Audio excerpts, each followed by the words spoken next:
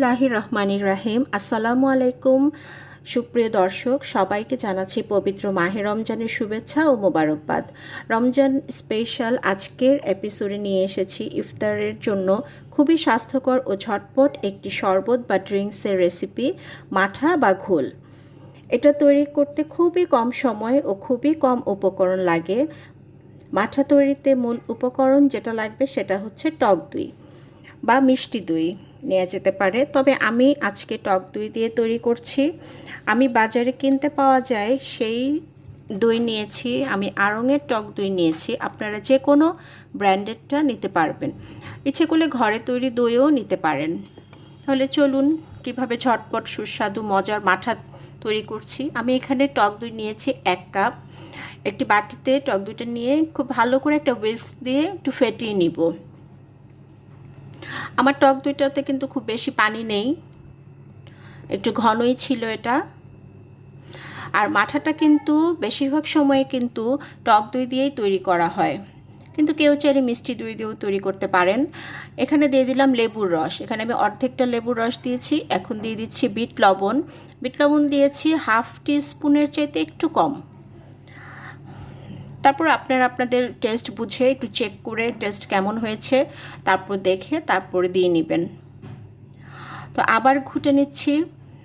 তো এখন দিয়ে দিচ্ছি 1 কাপ বরফ কুচি। যে কোনো ধরনের ড্রিঙ্কস শরবতে বা মাঠাতে কিন্তু বরফ কুচি না দিলে একদমই ভালো লাগবে না। তো বরফ কুচি দিয়ে আবার একটু ঘুটে নিলাম। এখন দিয়ে দিচ্ছি একটু নর্মাল লবণ। লবণটা আমি দিয়েছি 1/2 টিস্পুনের একটু কম, আপনারা আপনাদের পরিমাণ মতো দিবেন। তারপর দিয়ে দিলাম 1 কাপ পানি। পানিটা দিয়ে আবার ঘুটে নিচ্ছি। একটু ঘুরিয়ে ঘুরিয়ে ভালো করে ঘুটে নিতে হবে যেন একটা ফেনার সৃষ্টি হয়। ফেনার সৃষ্টি হলে কিন্তু খেতে অনেক ভালো লাগে।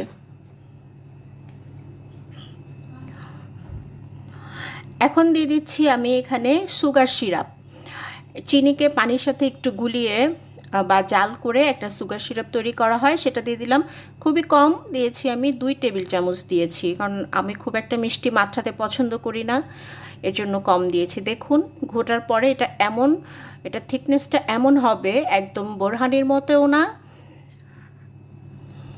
আবার একদম পাতলাও না, দুধ যেরকম হয় দুধের মতো হবে। খুবই স্বাস্থ্যকর এই মাঠাটা তৈরি হয়ে গেল, ঝটপট মাঠা। আশা করছি আজকের রেসিপি আপনাদের ভালো লাগবে। সেই সাথে ইফতারে প্রাণ জুড়ানো সুস্বাদু এই মাঠা বা ঘোল তৈরি করে খাবেন এবং সবাই ভালো থাকবেন। আগামী পর্ব দেখার আমন্ত্রণ জানিয়ে এবং সবার সুস্বাস্থ্য কামনা করে আজকে এ পর্যন্তই বিদায় নিচ্ছি।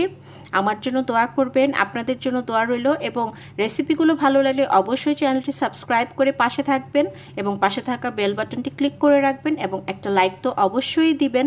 এবং যারা অলরেডি সাবস্ক্রাইব করে ফেলেছেন তাদেরকে জানাচ্ছি অনেক অনেক ধন্যবাদ ও ভালোবাসা। তা আবারও সবাইকে পবিত্র মাহে রমজানের শুভেচ্ছা জানাচ্ছি। সে পর্যন্ত সবাই ভালো থাকবেন। আল্লাহ হাফেজ। আসসালামু আলাইকুম।